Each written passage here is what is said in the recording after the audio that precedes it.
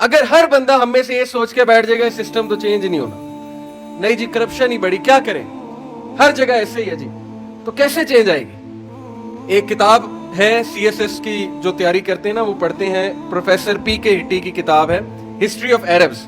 PK Hitti, Philips के Hitti इसका author का नाम है, ओरिएंटलिस्ट है, मुस्तशरिकीन जो इस्लामी तारीख पे लिखते हैं, क्रिश्चियंस। तो वो ये लिखता है कि ये बुद्धू कौम जिसमें कोई टैलेंट नजर नहीं आता था, 100 साल में 621 सन ईस्वी में 611 सन ईस्वी में हमारे नबी सल्लल्लाहु अलैहि वसल्लम ने नबूवत का दावा किया। 711 सन ईस्वी में स्पेन फतह हो रहा है और मुल्तान फतह हो रहा है। मोहम्मद बिन कासिम कहां तक आ रहे हैं? 711 सन ईस्वी में मुल्तान तक, और 712 सन ईस्वी में जो है वो तारिक बिन ज़ियाद स्पेन को फतह कर रहा है। सारा अरब 100 साल, ये बड़ी कम अमाउंट है अगर सल्तनत बनाने की बात की जाए। सारा अरब, यमन, उर्दन, ये आजकल का जो इजराइल है जो काबिज हुआ है वहां पे, शाम होता था, ये उस टाइम का शाम था, पूरा शाम, मिस्र, मोरक्को से ऊपर स्पेन और इजिप्ट, अल्जीरिया, और फिर सेंट्रल एशिया पूरा, काजाकिस्तान, उज्बेकिस्तान, तुर्कमानिस्तान, ये हजरत उस्मान गनी के दौर में फतह हुए थे इलाके, और फैलते फैलते अफगानिस्तान से आगे सब कॉन्टिनेंट। 100 साल।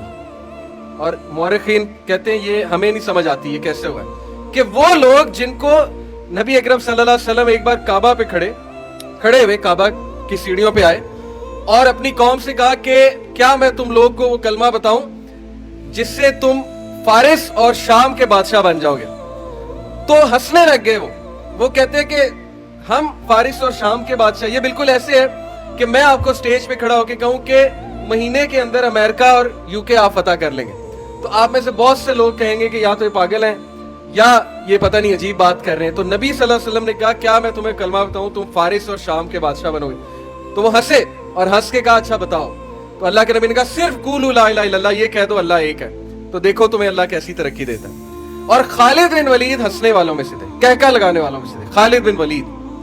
और हजरत उमर के दौरे खिलाफत में जब व्हाइट कैसल ऑफ हिरा एक इलाका था, वहां व्हाइट कैसल था, व्हाइट पैलेस जैसे व्हाइट हाउस है, और यज़दगार्द जो जिसके नाम से दुनिया कांपती थी, उसको गुलाम बना के हजरत उमर के दौर में जब लाए, तो उसने अब देखा मुसलमानों का खलीफा पेबंद लगे हुए हैं, शलवार कमीज तो नहीं, जो भी उसने पहना हुआ था, यानी पेबंद शुदा लिबास में मुसलमानों का खलीफा, ये किस तरह के लोग हैं। तो खालिद बिन वलीद जब कैसल ऑफ हिरा के सामने खड़े हुए तो रोने लग गए, हजरत उमर के दौर की बात।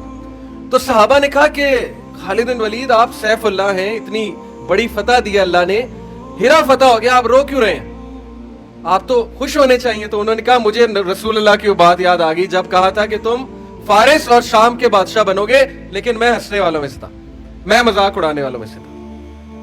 तो ये 100 साल में इतनी सल्तनत बन गई, इतनी फतूहात कर ली। वही बात है इन्नल्लाह ला युगय्यिरु मा बिकौमिन हत्ता युगय्यिरु मा बिअनफुसिहिम, जो खुद तब्दील नहीं होना चाहती कौम, अल्लाह उसको उसके हाल पे छोड़ देता है।